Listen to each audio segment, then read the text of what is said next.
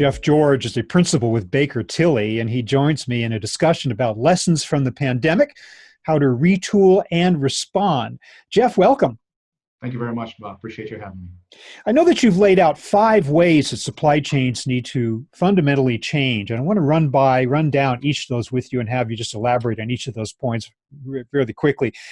Sure. The first one, in terms of just getting supply chains to understand the lessons of the pandemic going forward and change in the way that'll make them more resilient in the future. Number 1 is inject flexibility. What exactly do you mean by that?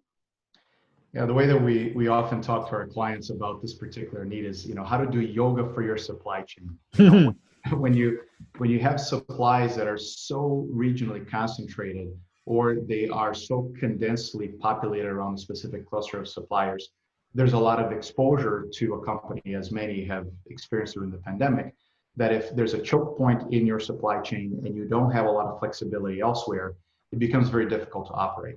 So what we've seen specifically in China, perhaps some corners of Europe, at the onset of the pandemic, supply chains, which traditionally have had difficulty pivoting, become even more constrained as those choke points take place. So the way in which we encourage companies to look through this lens of injecting flexibility is take a cold and hard look at the points of rigidity in your supply chain, a really very data-driven type of approach, and isolate where you're most vulnerable. What are the places that if there were to be disruption, you might have a very difficult time pivoting, that you might have very difficult time adjusting, or you could adjust, but it takes time.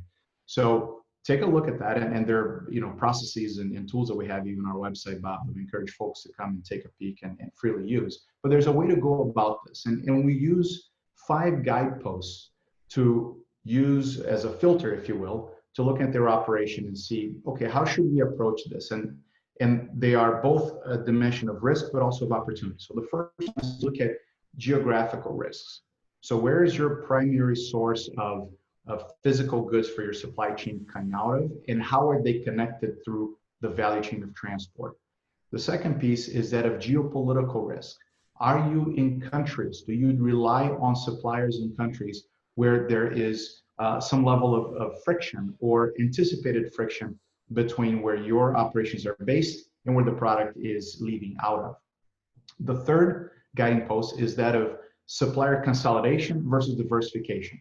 There's not a one-size-fits-all, but we find that for certain companies, consolidating certain suppliers across certain regions makes better sense than diversifying across too many.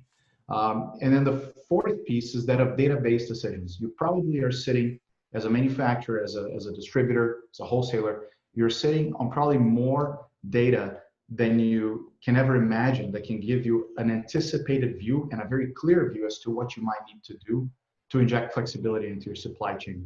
And the fifth piece is when you string those 4 together, Bob, you end up with the ability to create a plan for a sustainable supply chain that will endure not just the current pandemic, but what's anticipated to be future pandemics that may come. All great advice, although I wonder if you have an idea as to why companies hadn't done this in the past. I mean, there was no lack of disruptions in the past to clue them into the need for all these steps that you've been talking about. But now with the pandemic, everyone's talking about it. Why wasn't it done before to any great degree? It's a great question, Bob. And I think often prosperity and economic booms are the antidote to looking at these things proactively, right? I think, generally speaking, I'll focus specifically on the U.S. as the example for your question. We've been very prosperous for the last 10 plus years. And when things are going well, and even though companies are looking to become more efficient, the pain wasn't high enough to warrant looking very closely at these particular strategies.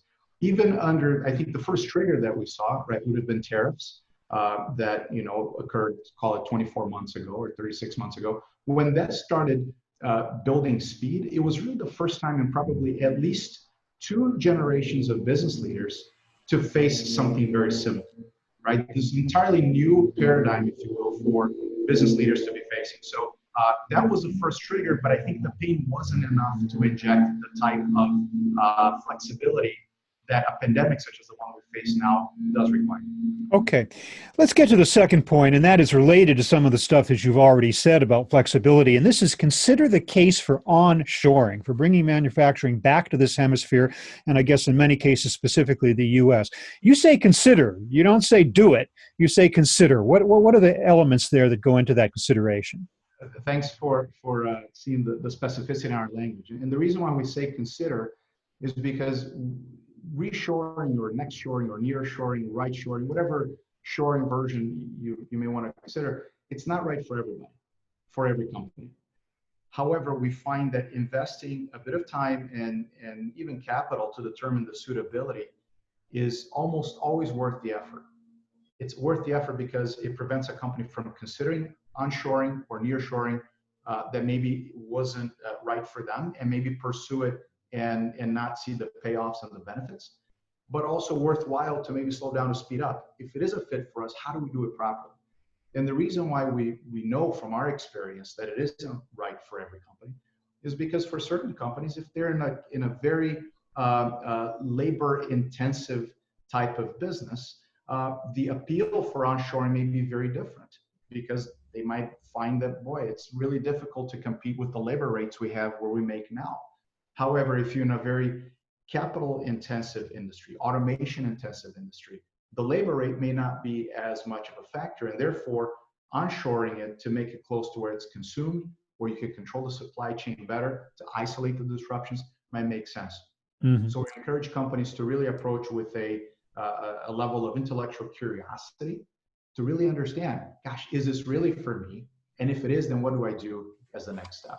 Great. A lot of nuance in those considerations, and thanks for making that case.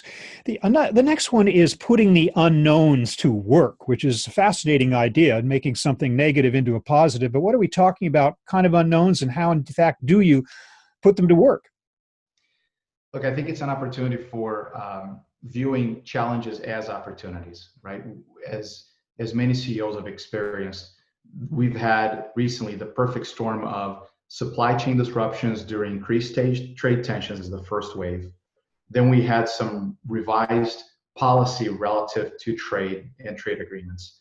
Then you go into revised policy and even what's accepted in terms of stock coming into the US if you're a US-based company, shelter at home orders. So I think that this is an opportunity to revisit things that as a business you may have said, well, this is just how we operate. This is how we do business. And there are unknowns that CEOs and supply chain leaders are facing that actually unlock the opportunity to revisit things that they haven't had to revisit before. So you may not exactly know how you will inject flexibility.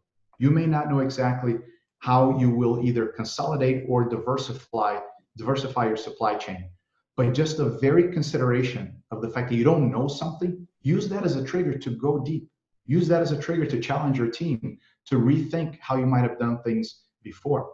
And we find that this is a moment to strengthen an operation, strengthen a company, to actually go through things together that it's never gone before, and that it has never experienced before. And so we find that using the unknowns and put them to work to catalyze your organization to be better, to ascend to levels of performance that you didn't even know were possible, I think now is the right time. And we see this happening time and time again in the last 90 days that we've worked guiding clients through this, is the ability to galvanize the team, to put a charter out that in non-pandemic times might have seemed obtuse and very difficult to achieve, where many of these teams have actually not only met, but exceeded these objectives. So we find this to be a great time to galvanize the team and get it done.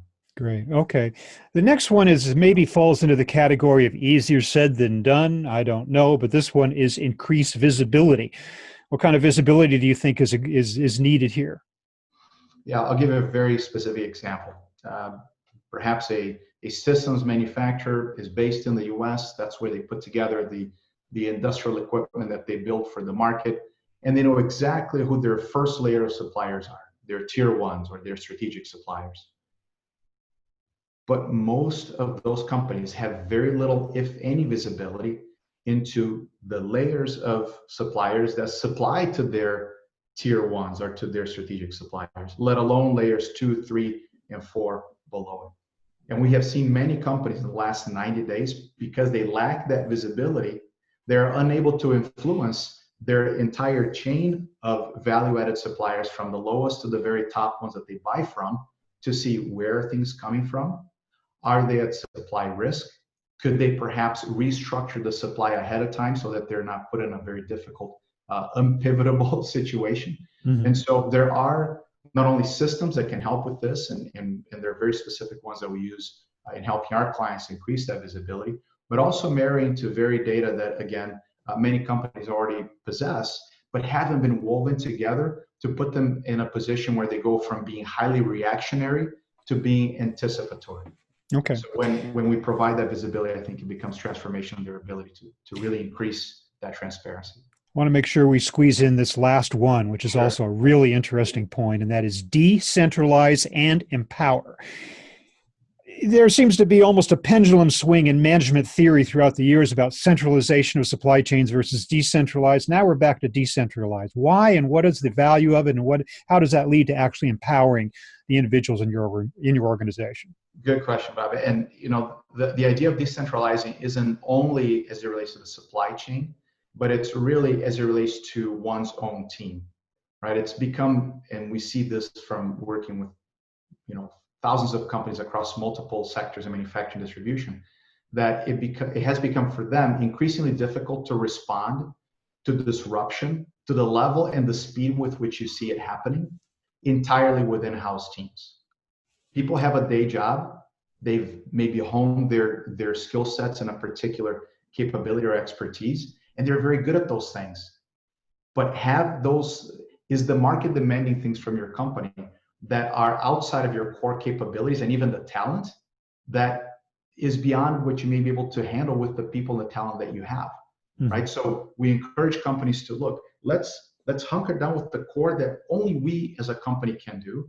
And then the outer core of talent and capabilities and skills that would be nice to have in-house, we're probably better off decentralizing it, using externally, and empowering our people to focus on the core, but also those providers externally to allow us to be faster in responding, to adapt and put strategies in place that change so frequently that our internal team is just not designed to stay up to date and get it done.